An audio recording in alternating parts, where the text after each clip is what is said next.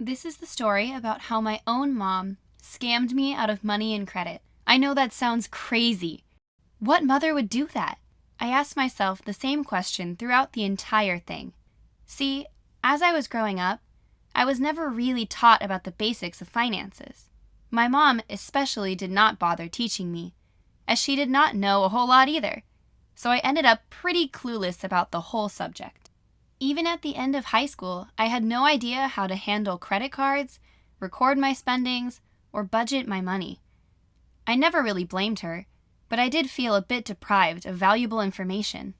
Soon, though, I was accepted to university, and thanks to my high school academic achievements, I was able to go with a full-ride scholarship. I couldn't wait, and I was relieved that I wouldn't have to deal with grants or loans during my time there. I even decided to take some time to learn more about finances and how to handle them. I was careful not to accept any credit cards during this time or do anything I was uncertain of. Finances might have been a scary thought, but I made sure not to mess it up. My life was taking a turn in a fantastic direction, and I was so excited for the life that was out in front of me. By the end of my education, I was ready to take on more financial responsibility. I felt a lot more confident and informed now that I had been properly taught about it. Maybe I could get a credit card? Then I could build my credit and find a nice apartment. Away would be the days of dorms and roommates. I was so ecstatic that I went straight to the bank to talk about getting a card. When I went to apply for my first credit card, however, I received some devastating news. Someone, apparently, had already gotten multiple credit cards and loans taken out under my name. What? I could not believe what I was hearing. This was a nightmare. I never applied to a credit card while in university, and I had no need to take out loans because of my scholarship. At first, I thought they had confused me with someone else. Someone had to have had the same name as me, right? Or something eerily similar? There was no way that it was me they were talking about. Sadly, it was. Then, when I went to check how badly my credit score had been damaged, my stomach dropped. It was awful. With this score, I would not be able to get the important things I wanted, like an apartment of my own or a car. I would not have a home or any way to get work. As upset as I was about it, I had to get to the bottom of this mystery. Someone had committed identity theft against me and basically ruined my life, fresh out of university. I needed to find out who did it and if I could somehow change what they have done. I began to do some research. Credit cards were usually delivered to houses, so I figured it would not be too hard to find out who was doing this.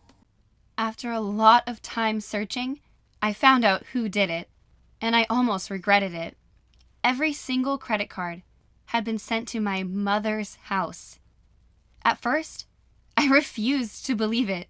There was no way my mom would have shoved her own daughter into such financial trouble.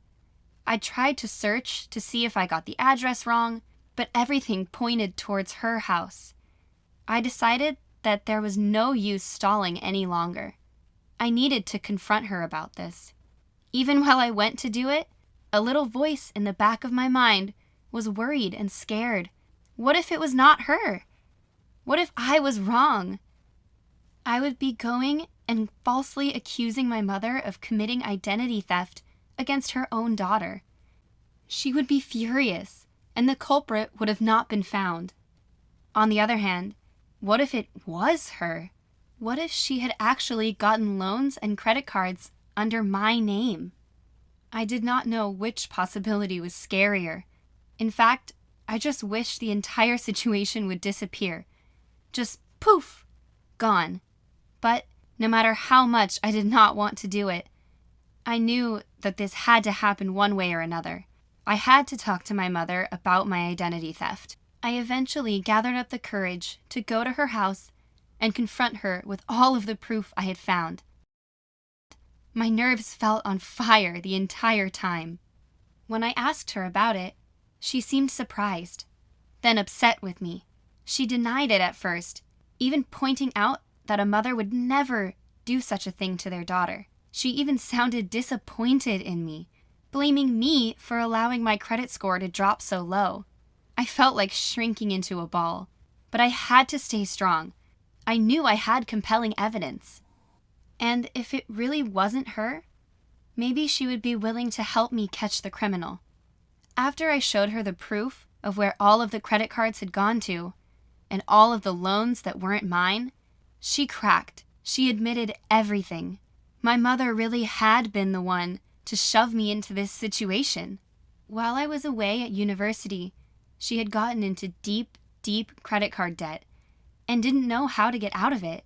So, instead of research, she used my information to apply for loans to pay off her debt, then got new credit cards through me.